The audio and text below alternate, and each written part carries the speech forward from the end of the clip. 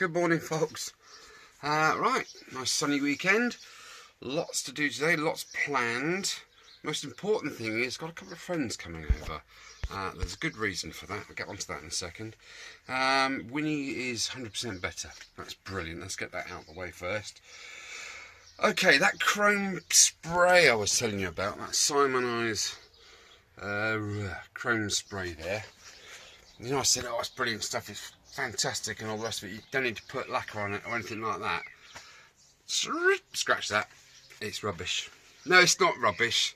It's probably me. But basically what's happened is I read the back of the tin properly. Have a listen to this. Simonized has been around for over blah blah blah blah blah. Okay, Simonized. Okay, here it is. Here's the killer. Simonized chrome paint is intended for a decorative coating only, and should not be used on surfaces which will be polished or abraded, i.e. touched. I touched it, and it went from beautiful, almost chrome to like a dull grey. So I should have read the can first. It also says do not use on alloy wheels, which makes sense, doesn't it, after reading that first part. And it also says do not over lacquer. Well, because it made a mark yesterday when I touched it. Beware, missus, sounds a bit rude. It doesn't look too bad now, does it? Until you look here. I decided to put some lacquer on it because there is no, as soon as you put a fingertip on there, a fingertip or anything, it marks. So I thought, well, I'd just as well whack some lacquer on. And it's not too bad, in all fairness, generally. You know, it's not too bad, is it, really? But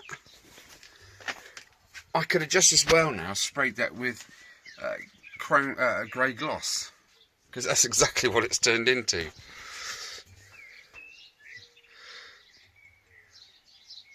Oh Christ, oh fuck. Oh my God. It's happening right before your eyes. Easy ballsing it up again. Right, now on to the serious stuff. I had painted all the engine panels in that beautiful VHT Simonized silver, wherever the VHT one is. I think it's in there somewhere. And in my haste, which is usual for me, I do not read things, learn, pay attention. I don't do any of those things, especially in the same sentence. I did have, as you guys know, some clear acrylic lacquer. Okay, I have one can of it. But I also had, where's it gone? I think I've thrown it very far away. A can of Halford's. Don't get me wrong, Halford stuff's fantastic. Lacquer. And unfortunately, me being the thicky twin that I am, I didn't read the label. I just thought, oh, got a bit of lacquer. Oh no, I'll use it up first and then we'll go on to the acrylic lacquer afterwards. Not thinking, hang on a minute, acrylic. The paint's acrylic, therefore it really should have acrylic lacquer on it. Anyway, you know what I'm going to say, don't you? I sprayed it, and I kid you not, I sprayed the, I had Halford's lacquered all the panels, literally everything. Okay, all those 4 panels, and I went over it with a coat of clear lacquer because it wasn't a brilliant finish. I understand why now, but because the Halford's lacquer isn't acrylic lacquer, therefore it kind of reacted to it and it went sort of like the old orange peel sort of effect. Anyway, as soon as this lacquer landed on this surface, it went bleh. Literally, it all went crinkle, crinkle, crinkle, and you could literally peel it off as skins like that. Crikey. think someone's turning up. Lynn and Paul are turning up today because they are going to take away my engine piece here, and they are going to do some MIG or TIG on that to get that fixed. Bless them, they come all the way from Basingstoke to do that. Anyway, so luckily I sprayed that with the acrylic lacquer and it took all the paint off. Right, I'm going to have to go because I think they're here. Right, false alarm, it wasn't them. They did say 11 o'clock and I had no idea what the time was. I'd just gotten out of the shower and of course I thought it was bikes. Ooh, sorry, I'm just trying to plug my jewel in, and yeah, there we go. So let me pop up here and where's old there he is. Alright, Mr. Man. Oh, I never flipping sit down. Oh my goodness. Right, so yeah, Paul and Lynn have very kindly messaged me and offered to repair my stand bracket mounting part on the alloy casing of the main part of the gearbox assembly, drive assembly. So I've accepted because that's fantastic. It's above and beyond the call of duty. Thanks guys again. Right, so they are due in at 11 o'clock. It's now something past 9, probably 30, I don't know. Oh, a bit of Derek there. Right, so I'm going to sit down. Hopefully the dog won't eat them.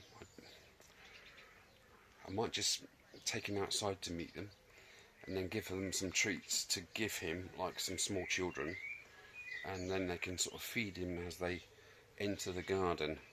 Then we can sit down and have a latte or something, and then have a look around the shed, which won't take very long because it's tiddly, and go from there. But I'm really happy today. It's like I said, it's a beautiful day. Guys are coming over.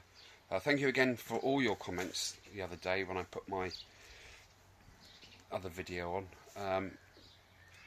Episode 18, and which is there already, as you can see, was filmed before, as were parts of episode 19, which I've yet to edit and upload.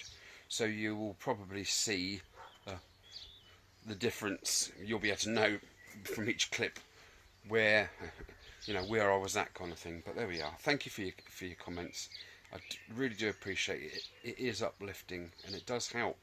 And to you guys out there that are in the same boat as me, you know, just talk to people. This is my sort of my conduit to reality and talking to people. So thank you guys for all your input there and kind words. And if I can do the same back to you guys that are going through the same kind of thing, here's to you. Okay, be good. And you know, you want to natter as well. Problem shared's a problem halved, isn't it? Okay, so goals for today are to meet and greet the couple. So when we've done that and had our coffee, and hopefully the dog hasn't eaten them or parts of them, I am going to try and get the dog in his collar, and we shall all hopefully nip up to the barns, which are just literally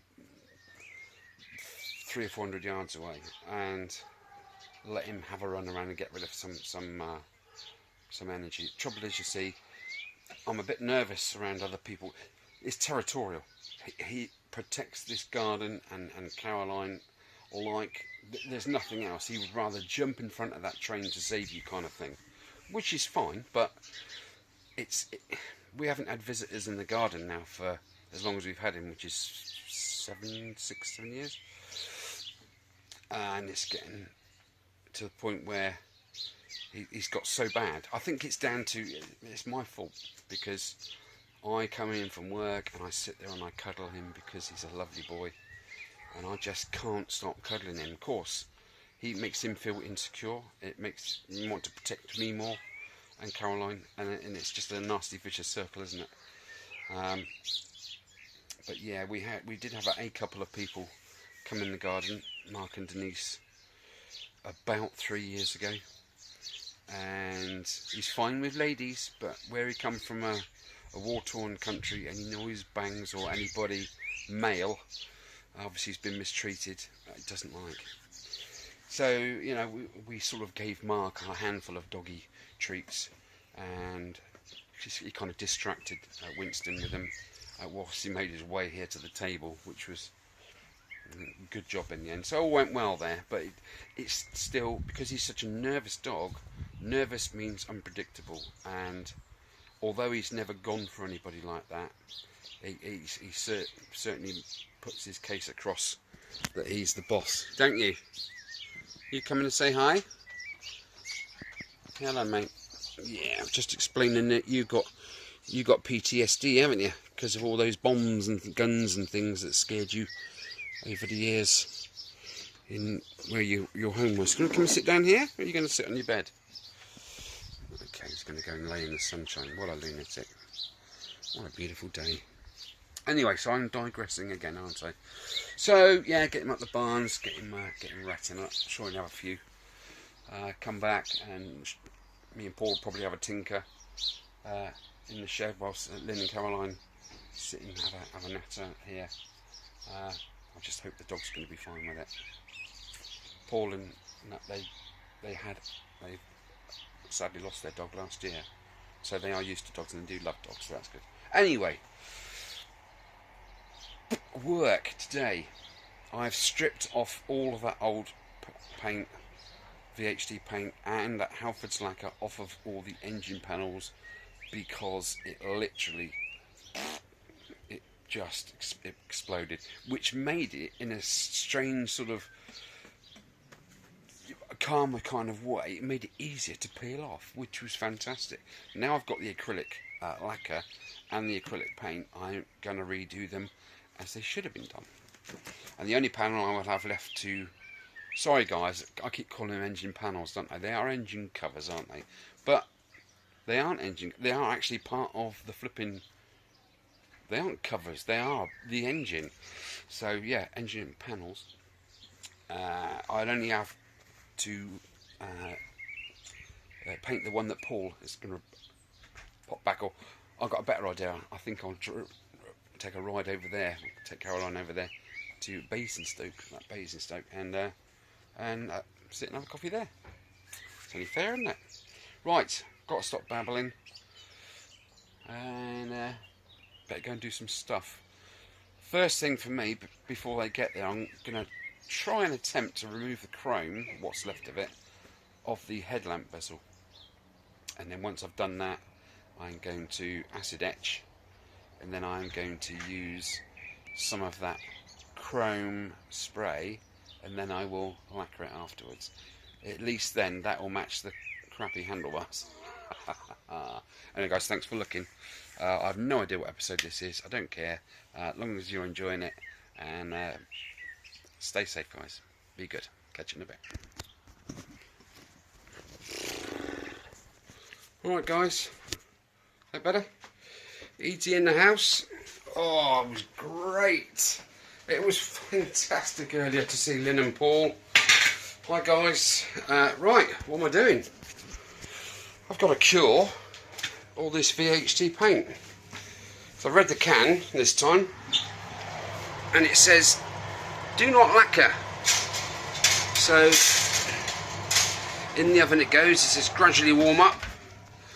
Where are we? 175 degrees for an hour and a half. So we'll see what that comes out like. Oh, I can't wait. Knackered?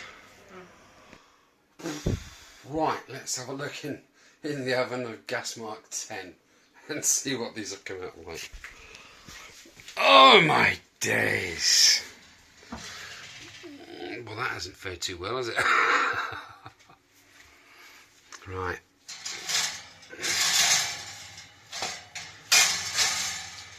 In all fairness, it's exactly the same as it was when it went in there. Okay. Oops, what about this little sausage? Yeah, absolutely no difference at all. I expected that because it is the Halfords lacquer on there. That's the only piece that I haven't stripped back yet. So that means I've got some stripping to do, doesn't it? Well, that hasn't really done anything. But then again, I'm not sure what I was expecting, whether it was to go like, you know, if you powder coat something, it starts off like that, then it comes out all glossy. All that means is now I can, when this is all cooled down, I can go over it with the old acrylic lacquer, probably. Right, okay.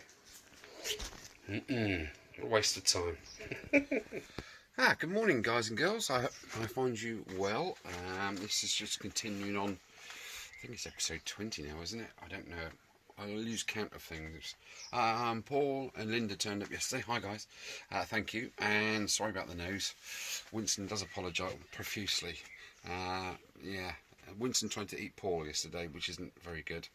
I think there's a miscommunication there a little bit. So anyway, that's that.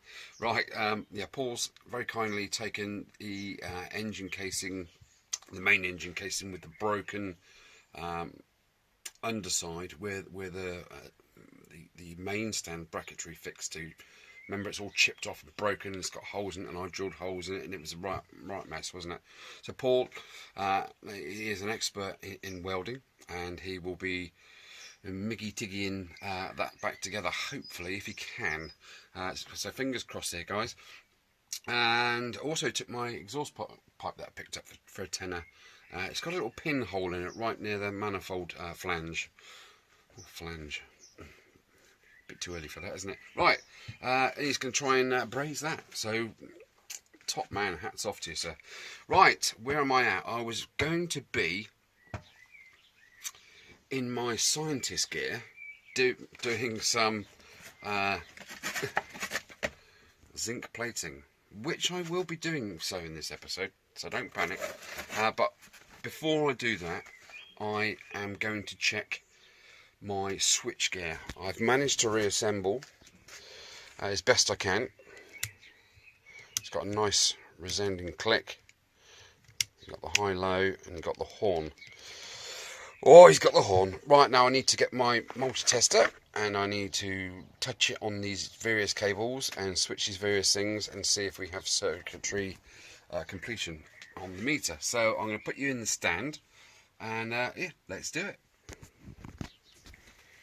Right, so here I am set up. Let's just, I've put a connector on the end of the negative prong.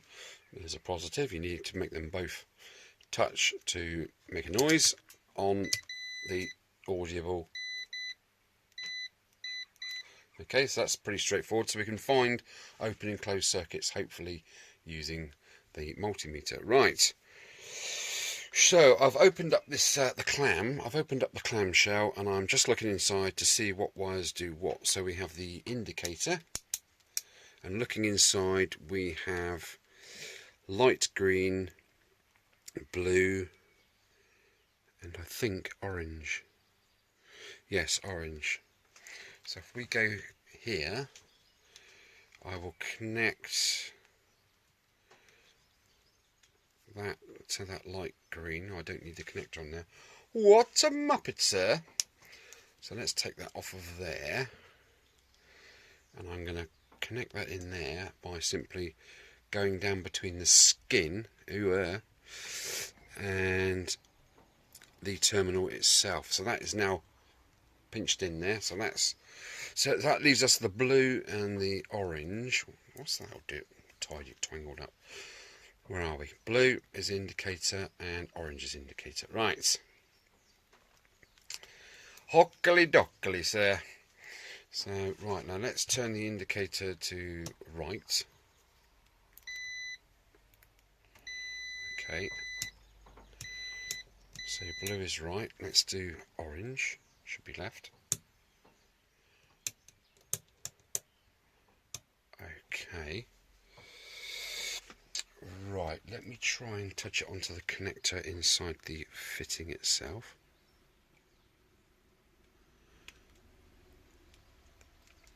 Right, I'm getting absolutely no. Yes, it's Mummy. That should make it buzz here. Yeah. So I'm tapping on the orange terminal and I'm getting nothing. So I need to take this switch apart again and see why that is not registering on the orange side. So the best thing, I mean, the beauty of doing this bench testing is you haven't got it on the bike for a start. You're not scratching all the paintwork up on the handlebars or whatever. You're not disturbing all the wiring, which disappears into the headlight. You don't really know which one's going what. So we only have a right indicator at the moment. That's fine. So let's take that back out of there. Let's try something else. Let's try the horn. That is dark green. So dark green, if I'm not mistaken, horn circuits work through the earth. There's not actually any voltage going on here. It's just making and breaking the earth, I think. So let's connect to the use the right wiring, no easy. Oh, I can just do that, can't I? No, I can't. I'm a bit of an octopus. Right, so let's put that in the connector, just so I can have two hands free. Oh, come on. It's Sunday school, is it? Goodness sake. Right, and let's put that probe in there.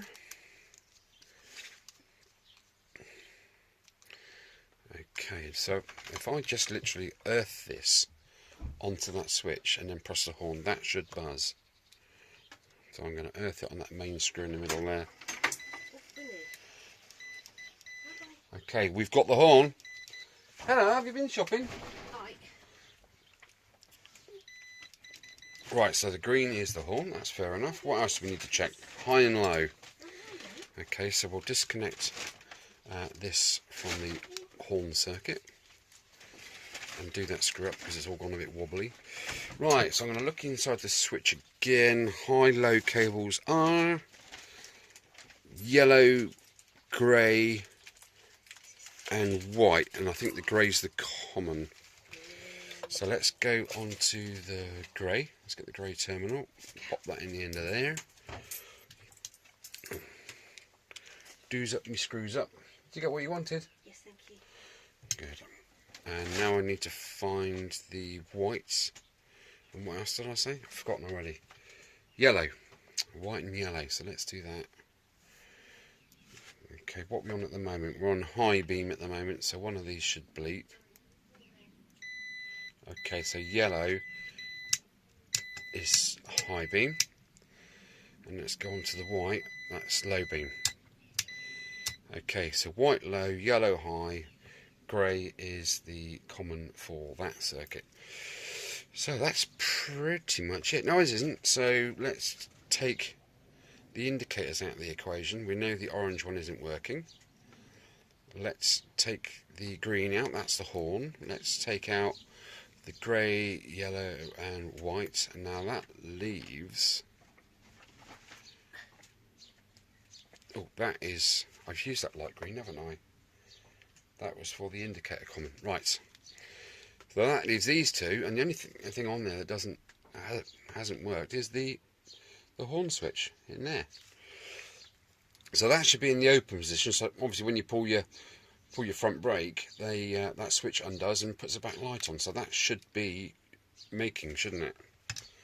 So let's put one of these on there. And just nip that up. Oh, I've got the biggest connector I've got, and it's still not big enough. Yes, it is. Right, that's tight. Okay, so this should ring true, but it doesn't. There you go. Never work with kids, or animals, or electrics. So we have no switch going on. Let's just give it a few dorbies.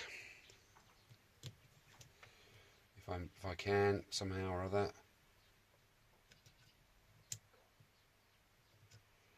No, that is certainly not working. Right, I need to take this apart again and dismantle it. I was going to say dismember it then. Dismantle it and literally go from there. Right, well it's easier, isn't it, doing it on the bench than what it is faffing around on a bike. It's normally cold and rainy and shit, isn't it? So anyway, so I need an indicator doesn't work, the stoplight doesn't work, and I need to find out why. So I'm now going to strip that down and bell the cables through and see what's what. Job's a good one. I'm glad I'm testing it now. Right, to be continued. Right, I have found the problem with this switch assembly. There is nothing wrong, I don't think, with this switch assembly. The problem is, what's the word I'm looking for? Assumption. I assumed this is Honda wiring, but obviously it's Suzuki wiring. Therefore, the blue and orange are not left and right indicators. Okay, the green is not the common, and so on and so forth. So I've literally took the switch apart to check where the cables go on the terminals, and yeah, watch this. I flipping out. Suzuki-san, what are you thinking? Right, let's put this back onto whatever that was on. Okay. Okie dokie, matey. Alright, let's do the horn again. Well, we know what the horn is, don't we? It's dark green. What else worked? The headlight was working on white, yellow and grey. So that left us with these 5 cables. Now I thought that was common for the indicators and that was the brake light, didn't I? How wrong was I? Right, so these 5 cables, let me just put my connector block on there because I know I'm going to need it. Can you need it? Can you need it? Can you need it? Oh! Why weren't like an industry standard sort of thing for, let's do light blue. This is the light blue, which would have normally been left or right on the indicators. Let's put that in there. Why wasn't there like an industry standard for the colouring of wiring? So that left us with the 4 cables. Okay, so we've got, I'm connected on the common, common for the indicators. So the light green should be right, and we're on right here. Let's bring that a bit closer and wreck my set, okay? And left should be black. Yes, guys and girls, black.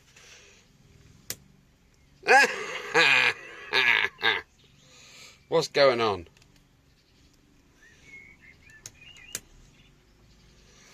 Oh, come on, you're having a flipping chortle, aren't you?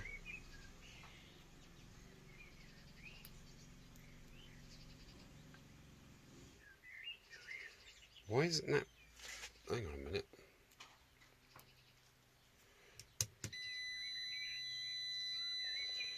Right. I'm looking in the switch here. Light blue is green and black. Light blue is light green and black. What? What did I do differently there? Every time? Oh, for goodness sake. That's what I had just now. It was in there and I just touched on the black and it didn't work, did it? Right. So that leaves, that means that's out the way, that's out the way. That just leaves, doesn't it, the orange, which would have been an indicator circuit on a Honda, and the white with the red trace on it. Normally on red traces on cables, or brown traces even, denotes that the circuit will come alive at some point. So now, as the brakes open, technically, oh dear, do you reckon this is going to work? I don't. That should make it bleep, yeah? Oh, flipping heck, it works. And when you close the circuit, it puts the back brake light off, so it's open and close. So there was nothing wrong with my handiwork. Bottom line. Oh my word. Paul, I think quality control's asking for you. He wants to give you another nut. That's bonkers. So I'm actually super glad now that I've done this bench test. Hang on. Oi! Get off my land! Right. Oh, fuck.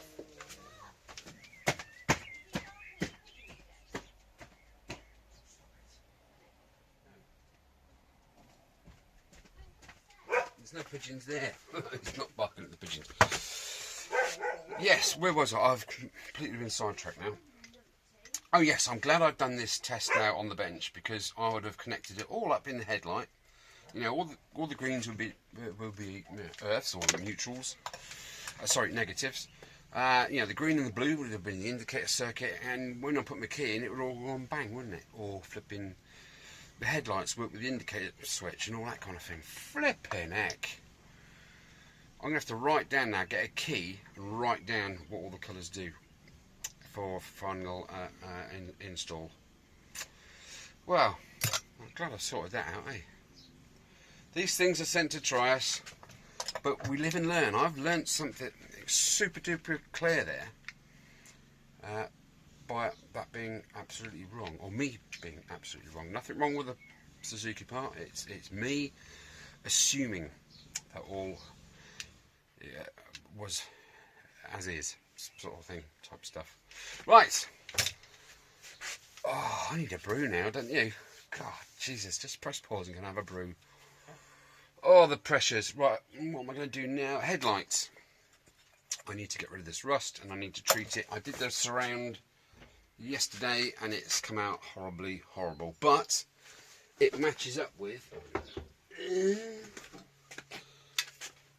the horribly horribleness of the handlebars. So that was my goal. I thought, well, if the handlebars are going to be that colour, then so be it. It's supposed to be chrome, and it's not. The headlight rim is supposed to be chrome, and it's not. So it's matching the same colour as the handlebars. So it would kind of be okay, won't it?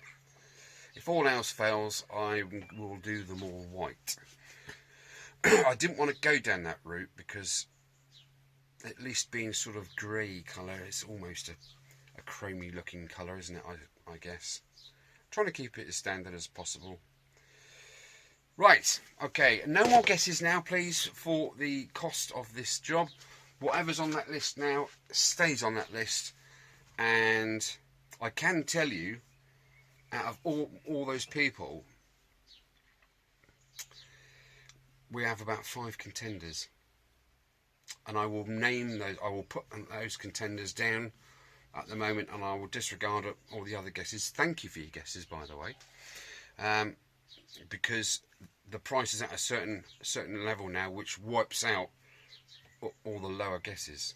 So that will be on my next filming bit. Right, I'm gonna get a brew, couple of headache tablets, I think, and a sit down in a dark room. Okay, guys, thanks for looking. Oh, just tinkering around today mainly, and I'm looking around, seeing what bits need doing, and I'm starting a parts and zinc plating bowl. Clean the bowl out so it's nice and clean. Everything must be meticulously clean for zinky plating. Right, no, I'm not going to do that. Right, battery 6V charged. Remember this old horn? Oh, shit. It didn't look like that last time you saw it, did it? It was all rust, literally. Well, now it's not all rust, it's all shiny. I did put that new one in the box that Carlos, cheers mate, sent me. Unfortunately, it's 12V. So I've managed to drag out the old 6V. You know, I thought I'd binned it. But I've learned from my mistakes. I've always said never throw anything away until the end, until the bike's complete. Literally never. Even a bit of bendy old, rusty old wire. Don't throw it away because you're going to need it. And I'm sure I was hovering over the bin with it at one point, but I thought, oops, no. So I'm glad I did save it. The only thing is, does it work? Well, I don't know. I've got my battery. I've just fashioned up a lead. I've got the Lucar spade terminals there and there. I've kept them colour coded, as you can see, although the blue ones are for 2.5 size cable and upwards, and that's for 1.5 and 1 mil cables, but it looks rather jiffy, doesn't it? So I'm going to attach these to the battery, luckily, and because these are enclosed and insulated, it doesn't matter if they touch, they're not going to go bang, are they? So let's just whack-a-rooney this on there. The headlight cable is back together, i.e. the lamps are back in it, and what I've done is, because the back of it was corroded, I sanded it off with the drill press drill, and I then covered it with a coat of lacquer. So it's kind of protected now. It's sealed. Doesn't matter if any water gets in there, it won't rust, or it shouldn't rust. But mind you, it's done well for all those years, hasn't it? Do you know what? I'm kicking myself about earlier, about that flipping wiring, the switches. I just assumed it would all be the same, you know. Never assume anything. See, you know, I'm 53 and I'm still learning. Oh, and a massive shout out, and I hope you get better and recover soon, Delboy in Delboy's garage. If you've not heard, he suffered a heart attack. Bless him. Yeah, hope you get well, mate, if you're watching. Cool. Right, moment of truth. I don't have an on and off switch, and normally these are plus and minus, so it'll either go toot or pop or do nothing at all. Right, there's one on. I'm just going to dab this on. Oh, fucking hell. Oh, oh my God. Do you know what? I didn't expect that. Oh. I am so pleased that's going through the paint system now. Bloody hell, you blew me freaking ears off. Nothing wrong with that battery, is there? Blooming heck. That was in the CD175 for, well, since I finished restoring it, and it sat in the shed for many, many days. And when I went to flick the ignition on before it went to its new owner, no green light on the dash. So tested it, literally 0.03 volts, literally absolutely dead. So I don't know what was going on there. Anyway, I put it on my intelligent charger, which intelligently has hidden itself. It's over there.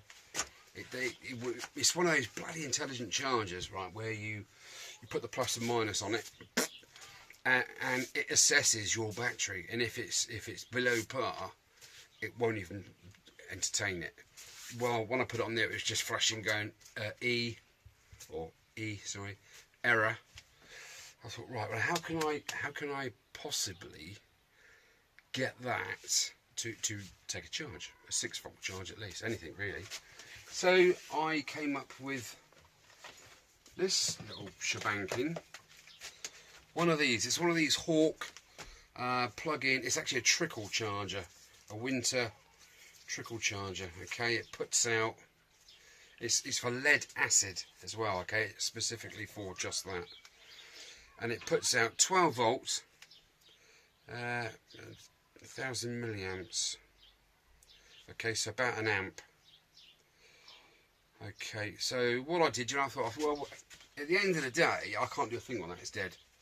So I wired it onto the terminals, stuck it on charge for about half an hour, because I didn't want anything to go pop, bang, or acid everywhere, or I didn't know what was going to happen, so I wasn't expecting anything really. And the little light was flashing green and red alternately. And I thought, oh, there's something's happening. Anyway, I left it. I kept my eye on it again all the rest of the day, and in the evening I thought, oh, what's turned on in the shed battery? Oh, good job.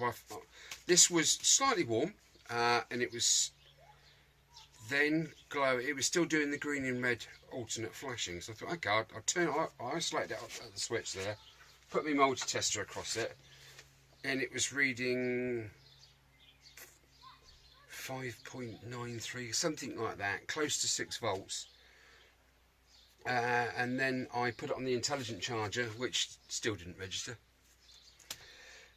Top tip for those bloody intelligent register chargers if you've got your 12 volt motorcycle battery and it's a bit on the low side and that plugs in and it starts flashing E, take the battery off, find a decent battery, you know, whatever, another one that's good, or a power supply, 12 volt power supply, or a car battery, doesn't matter what it is.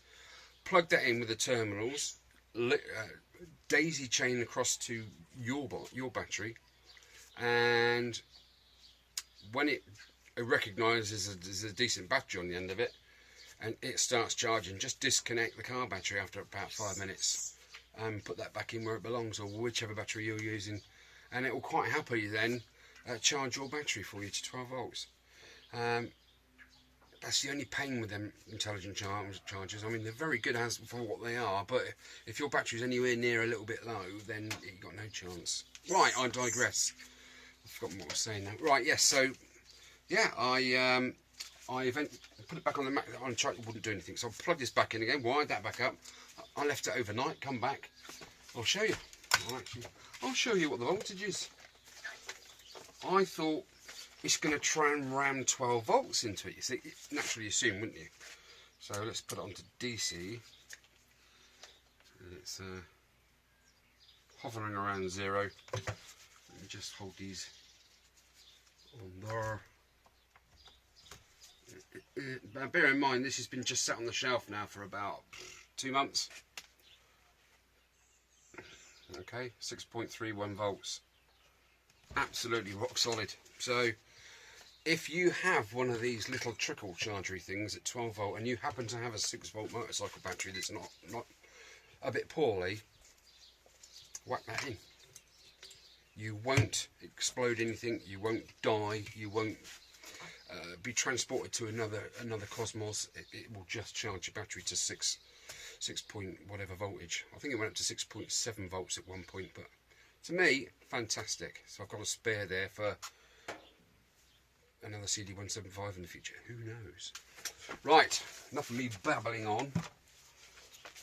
The engine casing, the other half of the crankcase is out there. I've had to strip it. Remember on the oven video when I tried to bake, case harden, whatever you want to call it, cure the VHT paint on the engine panels, and that one was yellow. Well, it was actually gold. And of course, when I tried to put it in the paraffin and brush it off, it wasn't having none of it. Absolutely, I couldn't even scratch the surface. But it bubbled up in a few places. All I did, put it in the paraffin, thought sod it, locked the door, went in and had a good night's sleep. Come back this morning and scratched it off my nail, so I got stiff brush out, cleaned it all off. So that's out there now. It's naked. It has literally got the etch primers. That etch primer, tell you what, I've tried a few chemicals getting these panels clean after I balls the painting up, and we live and learn, don't we? That etch, whatever chemical I use to take the paint off that's not good, the etch primer's still there, so I didn't have to reapply it. That is brilliant stuff. So with that engine panel, I'm not overly happy with the VHT silver. You know, I've been using it on my own. This is the first time I've used Simonized products on this little Suzuki bike. It's the first time I've used it, to be honest, apart from the polishes. And I thought, you know, this is the nuts, because it's not overly cheap, but it's sort of middle of the road, but budget-wise. And yeah, the thing is, it probably is a really good product, but me, I think, oh look, VHT silver protects up to 800 degrees. Look at the back. Yeah, make sure things are clean and free of grease and dirt and dust and all that, and crack on. I don't read the bloody labels, which it's cost me about 20 quid, 25 quid, 28 quid actually, to remove old paint, buy new cans and redo. So lesson learned, as expensive lesson learnt there for me. Read the instructions thoroughly, at least once, and I suggest doing it in the shop, because if I'd have known that blooming chrome paint was just for you know, aesthetics, I would never have bought that. I thought chrome paint, you can apply it to anything, brilliant, and you can lacquer it, whatever. Can't do any of that. Can't even touch it. I've tried lacquering it and it's gone horribly grey.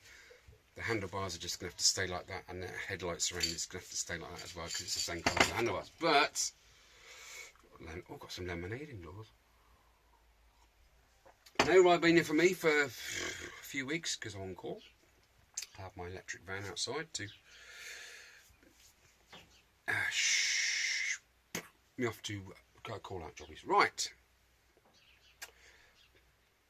Actually, I'm really thirsty. I might have a brew. Okay. Radio's on pause. YouTube told me off because of the music. So